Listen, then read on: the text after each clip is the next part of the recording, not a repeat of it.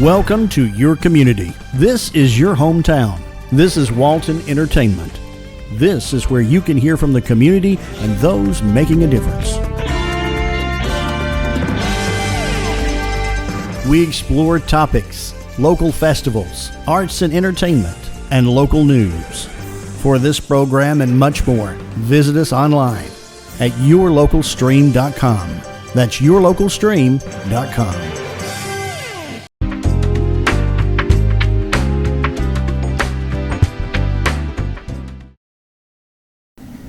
Good morning. Thank you for watching. I'm Dina Huff, the Executive Director for the Partnership for Families, Children, and Youth, and I hope you're doing well this morning. I wanted to tell you about a couple events that we are co-facilitating and hosting with some of our partners here in Walton County. But first, I wanted to let you know that we are having another collaborative meeting in March. That's going to be March 17th at 8 a.m. We do offer those meetings in person or by Zoom, so if you have something to share about families and children, events that you host, we would love for you to join us either in person or by Zoom to let us know what's going on. If you have some information you just want to get out to the Monroe community, you're welcome to come. It's open to everyone. Our next meeting will be here at the Board of Ed Annex building, and we meet in the small training room in the second building. So all are invited. So the next thing I'd like to tell you about is through the Walton County School District Special Education Department, it's Focus on the Future. So what they do here is a transition fair for parents and students in special education. So if you have not yet signed up for this, reach out to Kim Wages or Bonnie Morris at 770-266-4554. This year, I know last year we hosted this here at the Board of Ed Annex building, but this year it's going to be at 1025 Church, and that's East Spring Street, Monroe, Georgia 30656. And I will leave the code and everything for you to register for that, or you can call Kim or Bonnie at the number that I just shared. That's a great night.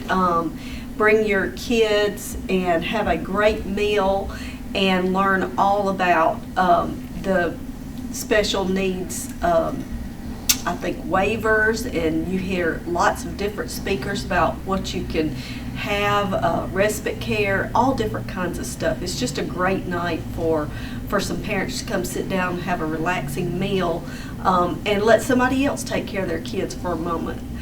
So all are invited to that, but you do have to register for that. So the second thing I'd like to share is we are assisting, or we're going to be a vendor with the Loganville Community Health Fair. And this is going to be Saturday, April 18th, 2026, of course, 10 until 2. And that's going to be in Loganville at 221 Main Street. And that's at the First United Methodist Church there in their gymnasium. And what to expect there is a community-wide wellness event focused on education, awareness, resource connection, local health and wellness providers, nonprofits, community partners.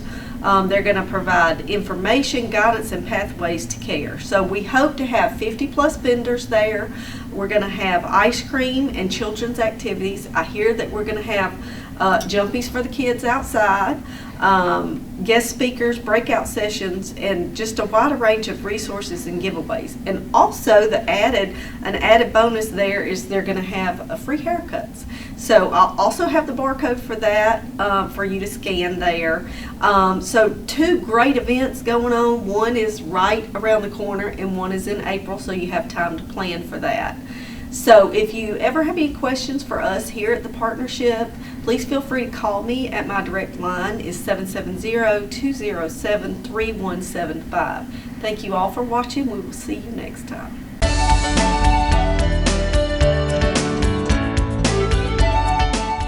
Hello, I'm Kenny Sargent with Keep Walton Beautiful in the Walton County Recycling Center. I want to thank everybody for tuning in. Staying busy here at the center as we move closer to spring. We get a lot busier, have a lot of folks coming in.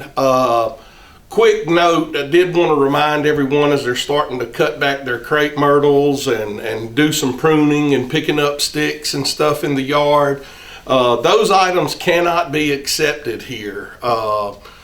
We do have 2 inert landfills in Walton County. Feel free to give us a call and we can direct you to the nearest one to you. There is one in the Loganville area, and then we have one out towards Good Hope that we can send you to, but those are the 2 inert landfills we have here in the county. So just want to save you a trip down here because we will have to turn you around if you come with those. So give us a call, 770-267-1421, and we'll direct you to the right one. It is getting to be that time of year, and we're starting to see quite a bit of that already. So just wanted to save you the trip. Also a reminder, we still have folks coming in with, more mattresses than we can take per customer. So for now, until we, get a better way of managing all of the mattresses coming in, just remember the limit is 2 mattresses or box springs per customer. They are $10 each, and we'll take up to 2. So again, just don't want you to load all of those up and then have to take some back home with you. So anyway, going forward, we are still working on some of our spring events. Kind of just in a little bit of a holding pattern, just waiting to see how some things set up going forward. One thing I can tell you right now is we will almost assuredly have a shredding event. Just don't know where yet. Could be here at the recycling center. It may possibly be over at the Loganville City Hall. Should know something about that really in the next few days. So I will keep you posted as we move forward exactly where that's going to be. We get quite a few calls. It seems to be a really popular event. So just hold tight and we'll get that out as soon as we can. Of course, you can always follow us on our Facebook page at Keep Walton Beautiful to stay updated on all events and announcements we have here. So if you do have Facebook, go on Facebook and follow Keep Walton Beautiful to stay updated with all of that stuff. And like I do every single time, I'd like to invite you to come out and see the center, see what we're doing here, get an idea of some things you could be doing at home to help us cut down on trash that we're creating. Our landfills have never been filling up any faster than they are now. We want to definitely make sure we make those landfills last as long as possible before they're full, and we have to start a new landfill somewhere else. One of the best ways to do that is to make sure we're recycling and reusing everything we can as much as we can. So again, come out and see us. Give us a call anytime if you have any questions. Again, our number is 770-267-1421, and we'd be happy to assist you in any way we can. Until next time, take care.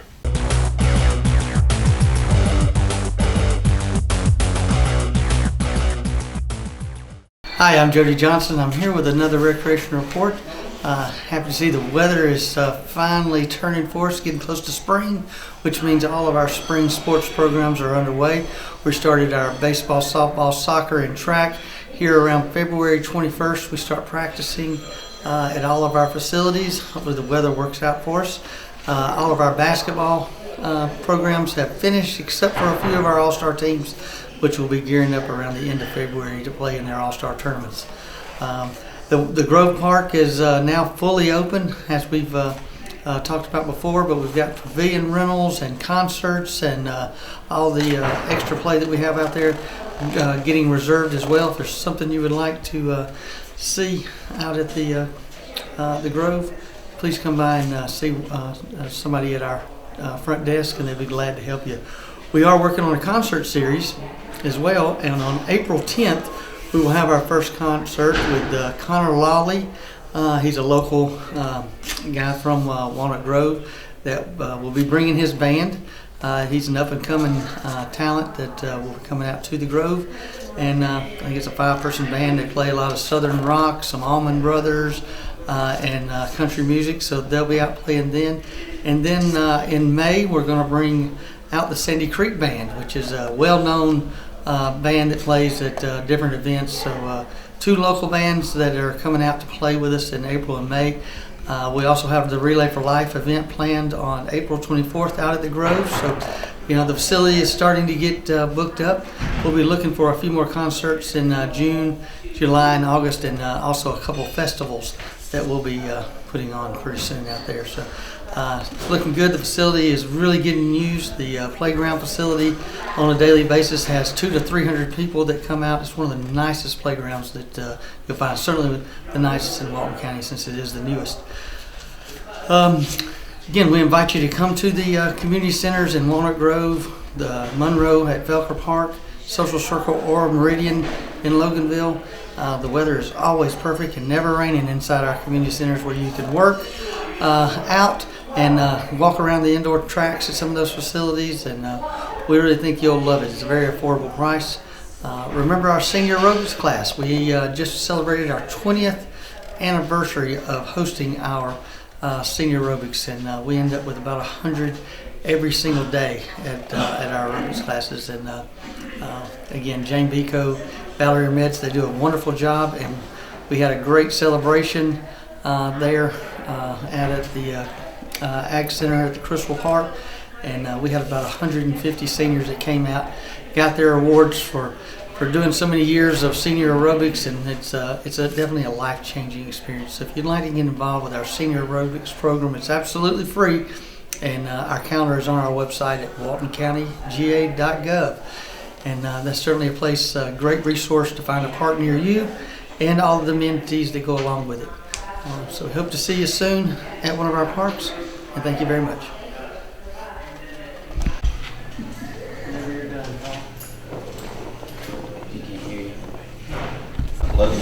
What's the name?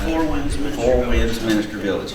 And when I was still a private sector person working at Alcovy Survey, we got with Lee. They came to us at one point with the problem of children that age out of foster care, trying to find them jobs and put them back into the community. And that's how I met Lee back then.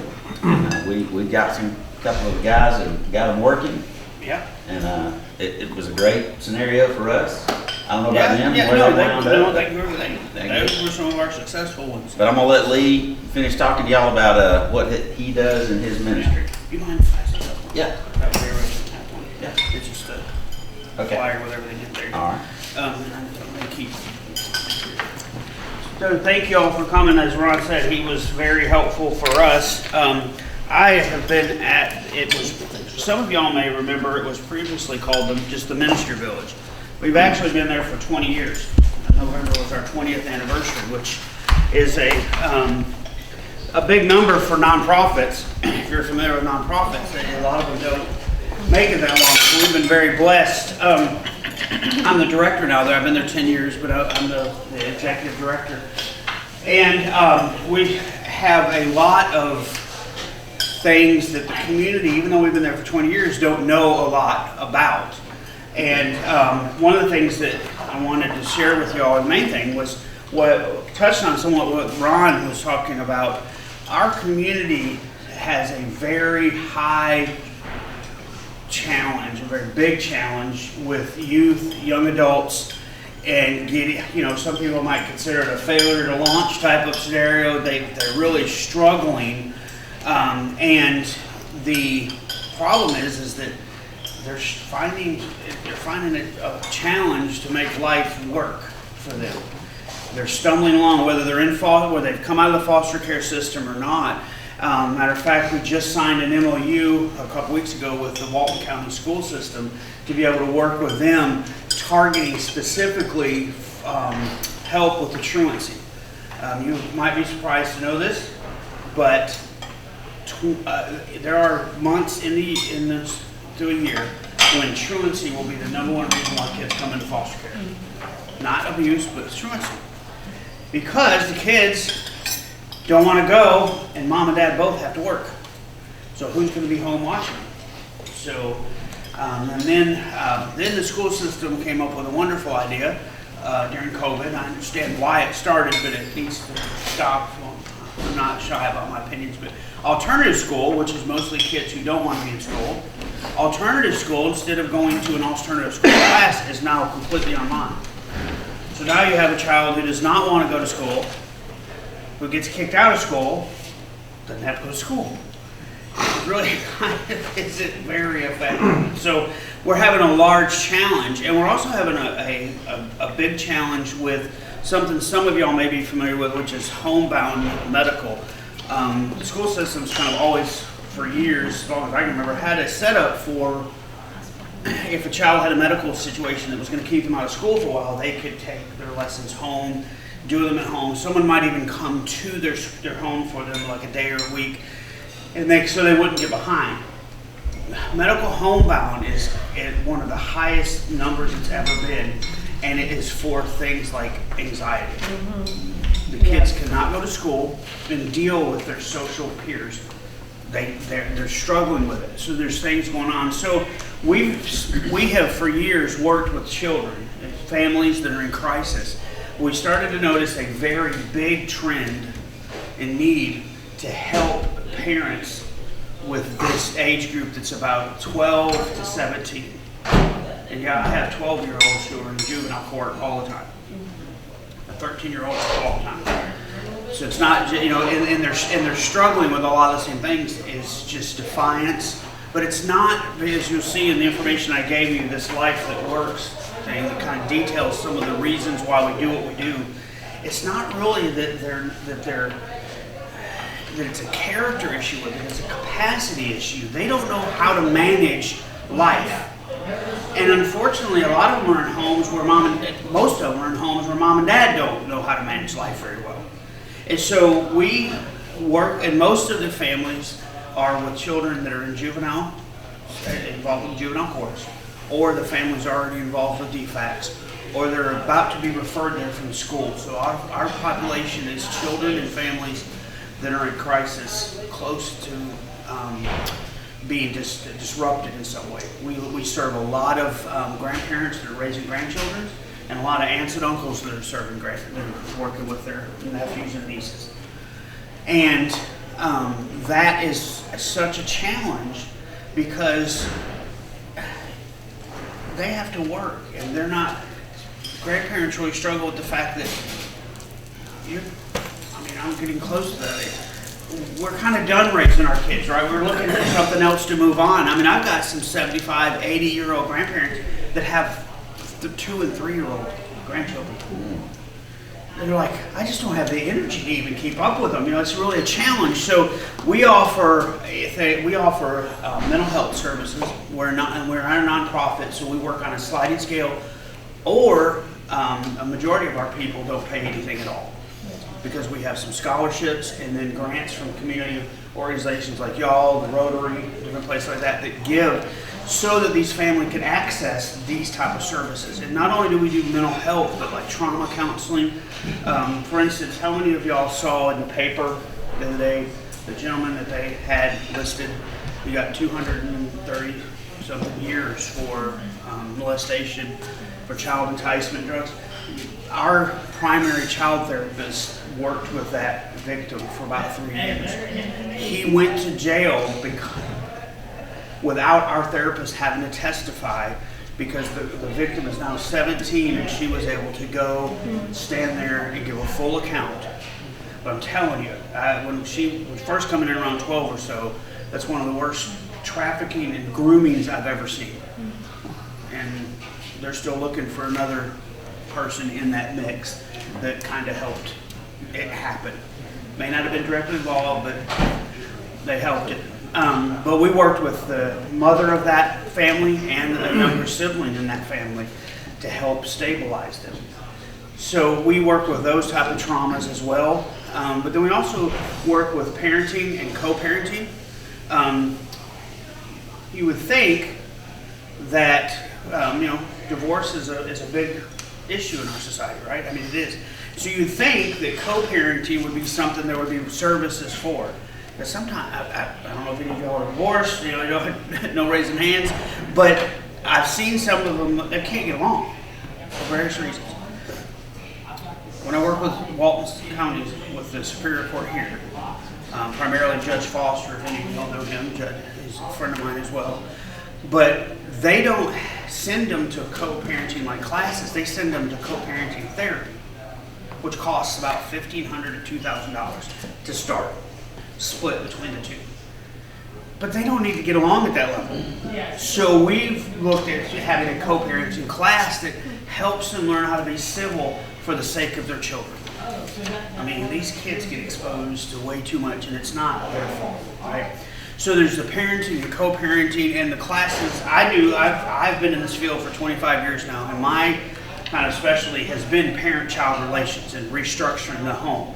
And there's a lot of that happens because, mom and dad bring little Johnny to see us, and little Johnny's a problem. Johnny, he's not doing what he's supposed to and everything. Well, by the time we finish our, say, 6 months, maybe even a year of services, I've probably spent twice as much time with mom and dad than I have little Johnny. And it's not that little Johnny didn't help. He may have challenges, but usually it's the whole structure of the home that needs to be challenged. But here's the thing, there are almost zero services like that in this county. Outside of us, I work with a agency called CareSource that does one of our grants, and they are statewide.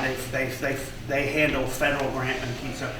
And when they put up a map, and they put pins in it to show the different organizations that are available. You'll see us in Loganville, and we handle Walton, Gwinnett, Barrow, Morgan, Newton, Rockdale, and Athens Clark. We have some people from all of those areas. We won't turn them away. But when you look at that, you see our pin and then white space on hold. So there's just nothing there to help people deal with life. Now, you say, okay, I came from a family that, maybe was fairly stable, or maybe not. Look what I did. I made it, whatever. How many of here are employers or have been employers that hire people? Okay, right? So what happens if your best employee starts having a marriage crisis or a crisis with their children? What happens to their work? It drops, right? Now they might not be your best employee. So what we do when we intervene with that, and we have some companies right now that actually will give money to us to hold, so that when they have issues with with their employees, they can send them there to get help. But if we help with that part, how to put life back together so it doesn't disrupt everything, right? It's not a matter of them wanting to help them have a life that's problem free. None of us have a life that's problem free, right? But it's about how they can handle it so it doesn't unravel everything.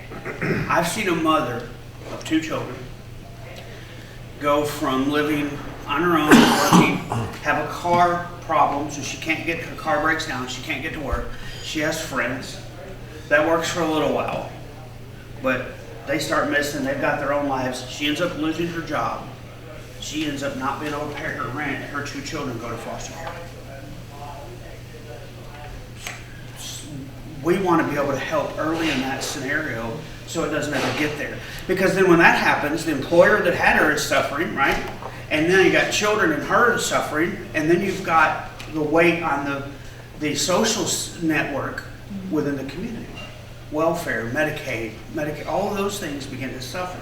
So the work that we do when it's primarily one-on-one with families and these children that are suffering, it does have a major impact on the community as a whole. It is something that has a ripple effect. You throw the stone in the water and it ripples out. And then one of the primary things for us is that we are a faith-based organization. All of our counselors are faith-driven. And we don't we don't just sit there and preach to people about, but I'll tell you, if you want to solve problems in your life, and really solve them, you're eventually going to come to the faith. You're going to come to dealing with your faith in Christ. If you're going to fix it. We've had several of our people, our clients, accept in the office with their counselor, because they built a relationship and they trust them. Because what really, one of the key things that sets us apart is you can go to a lot of mental health counselors. Now, and they do good work, and this isn't a negative. They're filling what their role is. You go and you see them for an hour, you get mental health counseling, and you come back. We don't do that. We're looking at the connective tissue of your family, so that we're somewhat, there's a lot of mentoring goes on that helps you put this together. If you have an advanced degree, like a master's or a doctorate degree, you understand what I'm about to say. You come out of school with a big box of tools. They're great. And then you have to figure out how to use them. Right? These people, a lot of times, they get help because they get a box of tools and they go home. We try to help them put those together. And so I want to give you a story that just happened recently. It's kind of, there's a lot of people think, oh yeah, you work with people who are drug addicts, you work with people who are abusers and all that. Well, this one happened in one of the neighboring counties. Well, one of our counselors, her name is Cherie, she was at court for a different case, and she noticed this young lady who was pushing somebody in a wheelchair. And she thought that she's kind of like that, looked familiar, but just couldn't put it together. And the girl looked at her and then said, "Hey, Miss Cherie, it's Hannah." And she, oh my gosh, and then down on her. She'd worked with her. This girl was now 17. She'd worked with her when she was like 14 for a couple of years. This girl was fighting at school, had been expelled from school. Grandma and Grandpa were really close to losing her to foster care. She had 2 siblings. Her parents were drug addicted and they're not involved. Grandma and Grandpa are trying to hold it together. This girl's off the track. Here she is, and so when it was now 17, and when she called Miss Cherie, and she said, she goes, oh, how are you doing? She goes, I'm 17 now. She goes, I'm graduating school this year. And she said, this is Grandpa. Grandpa was now wheelchair bound. And she said, Grandma passed away last month. She goes, so now I'm finishing school, but I take care of Grandpa, and I'm raising my 2 siblings. That has changed the direction of that family. Because Mom and Dad still aren't around. They may sometime come in and out, you never know. But this girl, and one of the things that was striking about it that Ms. Cherie told me is that she said, it's not just that she was there and was more mature. When you meet these people that have really been worked with, they look different. Their hair's fixed, because one of the things that I believe in is we should help them reach their highest level of God-given dignity. I don't care where they came from. Dignity. They deserve to be treated with dignity, and they need to be helped. I work with the resource court as part of my job here, and some people may not know that Walton County has a resource court, which is a specialty court to help people that have mental health issues. That it's really not so much they've got some serious criminal stuff, but really it's because they're off their medications, they don't have treatment they need, all that stuff. This is kind of I think for me, a benchmark that really sticks with me. The recidivism rate to prison is right at 84%. That means 84% of the people that go to prison get out, go back. When you look at resource court, the recidivism rate is 48%. Less than half. 48%. So it does work. So when you read these, and this is the stuff I want you to have to look at, because I think this sheet especially, and I'm not going to go through the whole thing, but it gives you an idea of how we approach things a little bit differently. Our services are designed not just to help them in the moment, but hopefully gear them up to survive. We talk to people about breaking the chain in their family, breaking the generational turnover. And believe me, when you've been at this as long as I have worked with grandma, mom, grandchild. Haven't made it to great-grandchild yet, but just because they're not old enough. That's really, seriously. But what I found when we changed our focus, that started changing. Because people started getting it because we were walking with them. So, A couple of things, the information I gave you is a pamphlet about our services, the one that says Hope on the front. You can see the list of services. You can always contact me through there. But we do have a couple of things coming up. On April 23rd, we will have our 16th annual golf tournament, the four-man best ball. There's one side of the flyer that's in there, shows that. You can click on there, sign up. It's $100 a person, $400 a team. Of course, businesses, we're talking to them about sponsorships, but players, we love to have players be there. It's a good cause, have some fun. And then in addition to that, we're doing a 50-50 raffle this year. And we've already opened it up. You can scan. One thing about raffles, you always have to deal with tickets, right? Which we found an organization that we're working with that handle, and you'll get a digital. If you do it online with us, you'll get a digital ticket. You'll get a receipt. Much easier than having to hang on to it, and we get notice. Is it paying Bitcoin? Huh? Is it paying Bitcoin? I'm just kidding. Actually, I did, believe it or not, I looked at it, thought, I don't know because I don't know enough about it yet. But I did think about it. But here's what I will tell you. If we were to make, let's say, half of the people that are involved with our golf tournament were to buy a ticket, that 50-50 split for you, if you won, would be $1,500. So I mean, it's not a. I mean, I think right now, if we split it, it would be probably 75. I mean, you're already going to get more than your money back already. We just started this week, so. But it's a great opportunity for us because if you go for therapy, just give me an example and then I'll close out. I ask some questions. If you go for therapy somewhere, I don't know if any of y'all ever have, it's $150 or so an hour. You might, if you have insurance, you may pay $50. Most co-pays are $50 for that. All right. So our counselors are licensed. They can, when they're self-pay clients, pay $150 an hour. When they see a client through the ministry bills for 4 Winds, they've agreed. We only pay them like $50. It's not because we pay them more than that, but it's just the manner of finances. But they take a third of what they can make on their own. So this isn't something they're just doing to get rich. This is what they do to minister to people. For that, we provide them with office space. I mean, there's things, but these are truly committed people. And another thing, okay, I could use working with school. If you go to like some of the local mental health places, I've worked with them. They'll get a new case manager or a new counselor every 6 months. I've got the shortest one we have there now, I think, has been there 7 years, except for the 2 that came 2.5 years ago that are interns, but now are licensed because they did their and they stayed. We don't turn around. I mean, these people stay because they're committed. So we are excited about being able to make an impact in a way that most other agencies around here aren't. Rebuilding, and as Ron said, the couple that he had work with him, yeah, they had their troubles. They were struggling. They weren't necessarily A+ workers all the time, were they? But they are maintaining and sustaining on their own, handling life. That is huge when you realize that one of them in particular, African American, was living in his car before that happened.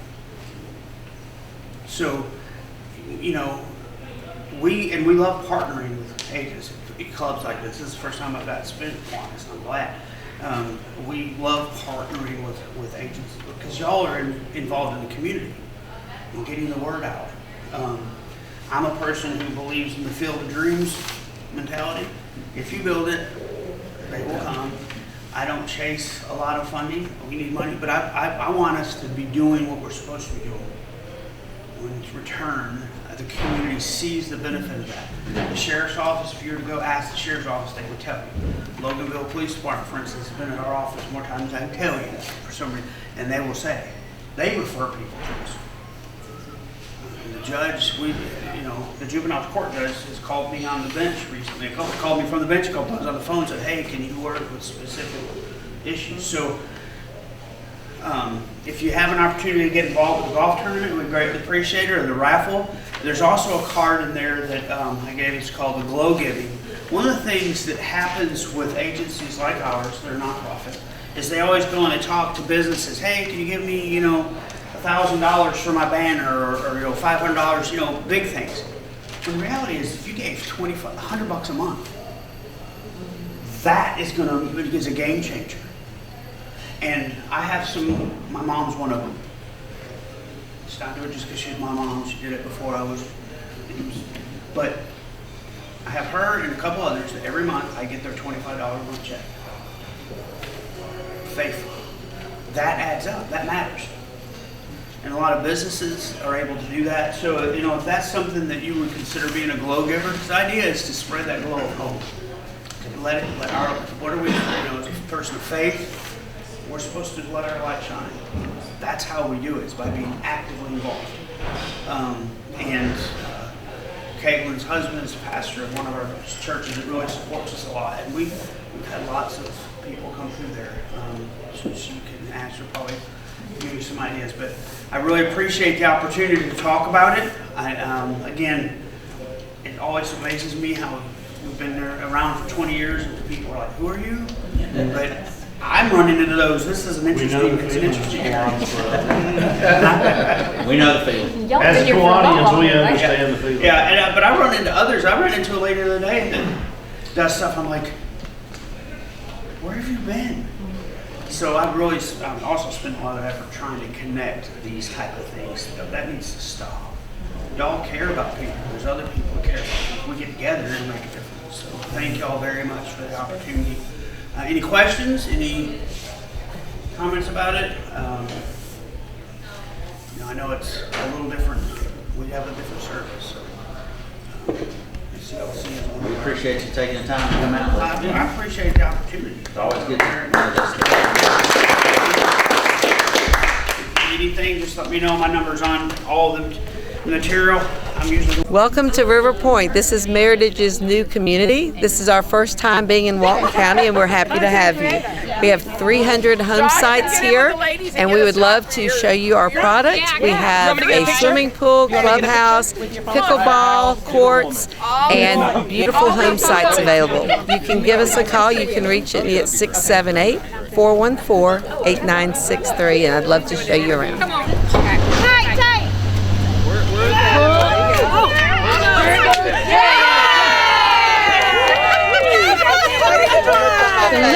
Hi, I'm Noxie LaRue. And I'm Stephanie Calabrese, and we're the creators of the Wish You Were Here experiential exhibit here in downtown Monroe, Georgia. And I'll give a little bit of context about the experience. We are here in the Eulalia building at 127.5 North Broad Street. And the Eulalia group was very gracious to offer their space for us to create this experiential exhibit. And it is basically a look at Monroe and a study of our past, present, and the future. And so it's experiential in that not only are we sharing photography, a short film, maps, artifacts from Monroe, but also there's an opportunity for community input. And so I can kind of walk you through each of the sections. The first section here is Rewind and Revisit. This is a series of photographs that I made 10 years ago. Those photographs were featured in the New York Times, and then I thought it would be interesting to study Monroe in the present. So in 2025, I stood in the same steps where those initial images were made and reshot the photographs so that we could begin to see the change in the community. Some scenes have changed dramatically, others have remained very much the same. And so I think it's an interesting way to see the evolution of our town. Maybe things happen very slowly over the course of 10 years, but when you can look at them sort of side by side and then look at all the images as a macro view, it gives you the ability to ask yourself, how do we feel about these changes? Do we feel like the town is changing for the better? What might we be losing that maybe we want to find ways to retain? The next section of the exhibit is Reflect, and that area allows viewers to spend some time looking through high school yearbooks. So we have several here. 1969 and 1970 were very pivotal times in Monroe. So we have high school yearbooks from Monroe Area High School, from the last yearbook from Carver High School, which was our school for black students up through 1969, and then also the first year of George Walton Academy in 1970, which was the year the private school opened. And so because that was such an important time in our community, our communities and our schools were being desegregated and integration happened in totality in 1969. So it's a really important time for our community, and I think it's important for us as residents today to really understand that history, to respect what people in our community have been through. So when we think about Monroe, not just as sort of a picture post or picture perfect postcard, but let's understand like all of the truth of our past so that we can honor that and find ways to move forward better together as a much more integrated and cohesive community. So we also have a series in Reflect of maps of Monroe from 1925. So we'll go back 100 years. And that gives us an opportunity to take a look at, what did our town look like 100 years ago? How were the communities different? What buildings were here? What streets, moved through Monroe? And so as we think about Monroe in 1925, we start to imagine all the people who moved through our community and had an influence in creating what our town looks like today. So it's been really fun to see people walking up to the maps and pointing things out and pointing out where buildings no longer exist or where their house might be that that now is on the map. So that's been really fun to see too. The next section, section 3, is Remix, and that is a short film. It's 13 minutes long, and it is essentially a blending of voices of residents who've lived in Monroe. Some of our community members have already passed on, so I'm very grateful that we have their stories and their voices to sort of preserve and share. And this really tells the story of Monroe, in that we were very much a cotton and a farming community, which evolved into sharecroppers. As farming began to diminish, many of our community members moved into town of Monroe. It also takes us through the stories of what segregated society looked like here in Monroe, and then the integration of schools and beyond. And so it's a great way to take in, maybe what community members have experienced in the past, and helps us relate to the different experiences that really create our town in its totality. The next section of the exhibit moves to Recenter, and that's where visitors can place a pin on the map, show us where they came from to sort of mark that they were here. And on this wall, you'll see a collection of postcards where we pose 3 questions to the viewer about the past, the present, and the future of Monroe.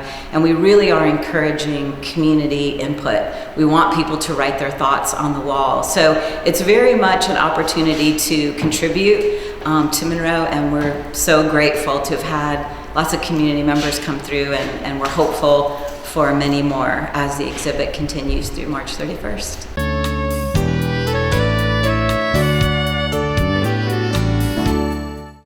I'm Heather Howard, and I'm the new director here at the Monroe Walton Center for the Arts. And I just wanted to say Happy New Year and welcome to the member show that we have going on right now.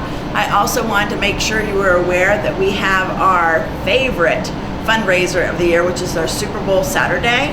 It will be February the 7th, starting at 11 o'clock. Our potters will be making bowls, and you then can pick the soup that you want to have go in your bowl and take home. It's $20 for each bowl, and it's a great way just to increase your novelties of pottery, as well as celebrate and give back to our community here. I also want to make sure you know that not only do we have classes here at the center, but we also have classes at Rust and Dust, which is the antique store here in Monroe as well. And those classes you can sign up for online, or also you can drop in. They're $20 a class, and it's really for any ages 9 years old and up, and those happen starting at 11 there at Rust and Dust as well. And then, like I said, make sure just to check out what we have coming up in the next month, because we are always adding new classes, and really take your suggestions of what you might be looking for. Our pottery studio is still going great guns, and if you're interested in signing up for classes for that, please let us know. And again, we appreciate all your support, and if you want to be a new member and find out the benefits for that, I can just tell you right off the top, it's 10% off our show, or not our show, but our gift shop here, of which we have over 80 local artists in our gift shop. And then you also get a discount on a lot of our classes. And then we have our just free member events that we do that are great ways just to meet other people and learn some new just skills that you would have to pay other people to learn, but you would get them for free here being a member. And it's very reasonable. It's anywhere from $25 to $50 for the entire year. And we hope to see you soon. Thank you.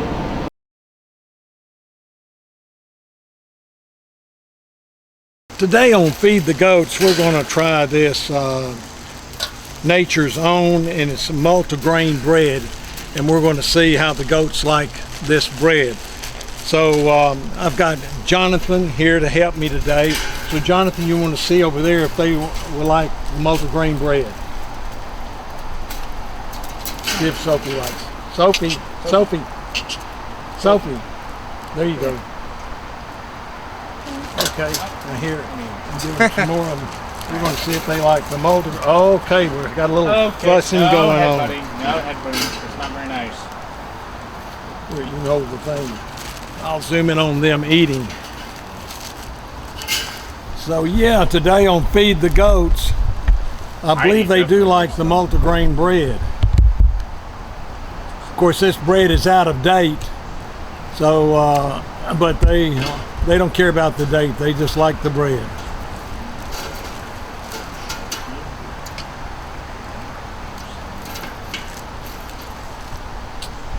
Guess seems they like it pretty darn well.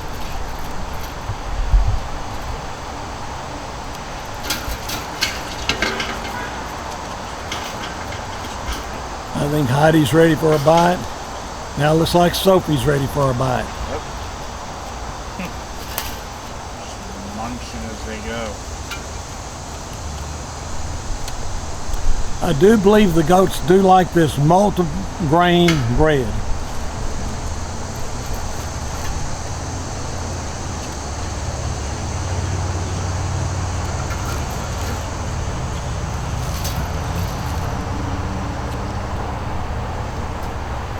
When you put the bread out there, it's kind of like putting a DVD in your DVD machine and it just sucks it in. They remind me of that. As you put it out there, it looks like they just suck the bread right in. I think Sophie's ready. Have a little tug of war going on there.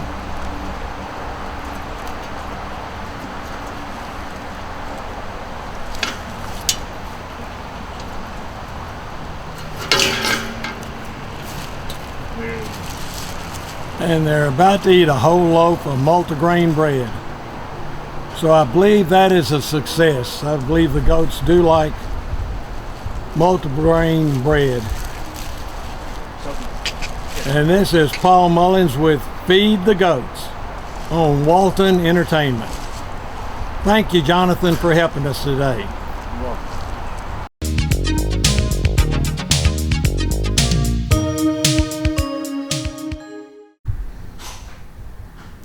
Hey, this is Isaac with Reboot, giving you the Reboot Tech Tip. I'm going to talk a little bit about security. I think the biggest thing these days is people are getting in trouble with email. You know, and the email thing is it's a tough thing to keep secure, just because anybody with an email address can send you an email. And it can have a link in there that you can click on, and then it'll just give you a virus. And you don't even know that you've got the virus because it's not like anything will tell you. And a lot of times these days they've designed these viruses to get on your computer without your antivirus knowing it.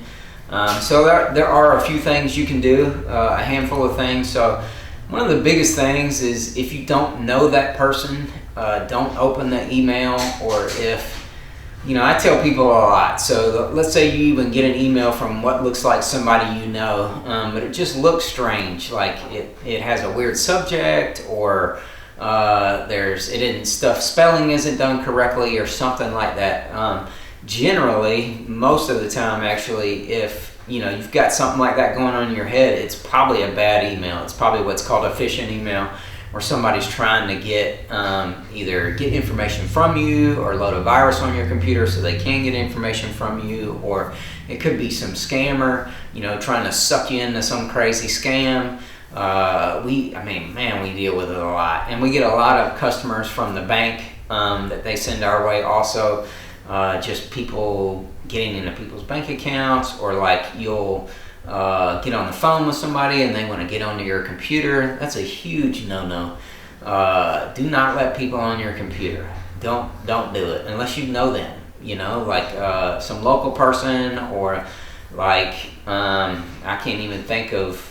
Maybe like if you have a Dell computer and you actually call Dell and they want to log in and help you, but most places these days, they actually don't do that. Like they'll direct you how to do it, just because of this whole security issue and scammer thing. It's a huge deal. So one of the things you can do to help with the email thing is there's a company called Bitdefender, and they make an antivirus that actually scans all your email now, which is nice. I won't say it's 100% effective, because nothing is. But a lot of what they do is they scam it and they tell you if it's safe or not, and also they'll put the ones that they're not sure about into a folder in your email, or you can log into your antivirus and check some of those and see why they think it's not a good email, stuff like that, which I think is great, because this email thing is a nightmare. And so again, that company's called Bitdefender. It's an antivirus company, and then you have to look for because they sell several different kind of antiviruses, but you have to look for the one that'll actually scan your email. And I've seen it work. It actually, from what I can tell, it does a pretty good job.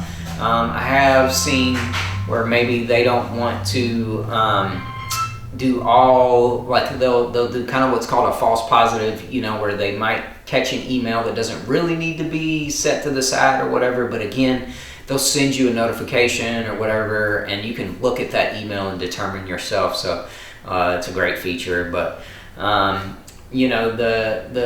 other thing is if it's an email about paying money, or you owe money or something like that, anything financial, any email financial, I always tell people, double check it. Call whoever's sending you the email, call the bank, or there was a big one with the post office, call the post office, or there was a big one with PayPal. If you're not sure about the PayPal, look on your PayPal account. If you don't have a PayPal account, it's obviously a scam, So just double check your stuff, especially anything to do with money, and especially anything giving money to someone on the phone. That's a huge issue. So just be safe. If you're not sure, ask somebody. If you're not sure, call us, or bring your computer down here, let us look at it, or whatever the case may be. One other thing I'll say real quick too is if you do let someone on your computer and then they're asking for money and all this stuff, if you have let somebody on your computer, take your computer to somebody, take it to us or somebody you trust or whatever, let them scan it, because 99% of the time, if you've let somebody on your computer, they have loaded something on there that you do not want on there, something that either get info from you or get money from you. We see that a lot, and so you need somebody to look at it. But anyway, Isaac with Reboot, giving you the Reboot Tech Tip. In Monroe, we have moved down the street. We're at 1215 South Broad. Come by and see us. Thanks. Chris Domine is a husband and a father. Chris is an athlete. Chris is even an Ironman. But 10 years ago, Chris was facing a very different story because his kidneys were failing. Basically, the doctor said, if you don't get a kidney transplant and if you don't do dialysis, you are going to die. Fortunately, Chris received a second chance at life, made possible by an organ donor. Your well-being changes, from loss of hope to hope to better times ahead. More than 100 million people in America are registered organ, eye, and tissue donors. People of every age and ethnicity, because they believe it's the right thing to do. Imagine what you could make possible by leaving behind the gift of life. Learn more and sign up as an organ, eye, and tissue donor. Go to organdonor.gov.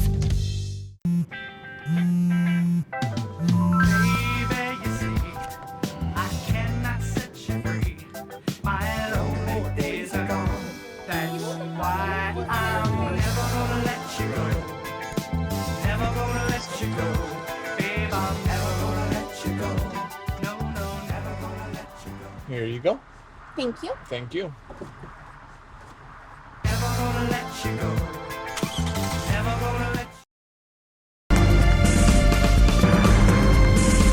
Welcome to your community. This is your hometown. This is Walton Entertainment. This is where you can hear from the community and those making a difference. We explore topics, local festivals, arts and entertainment, and local news. For this program and much more, visit us online at yourlocalstream.com. That's yourlocalstream.com.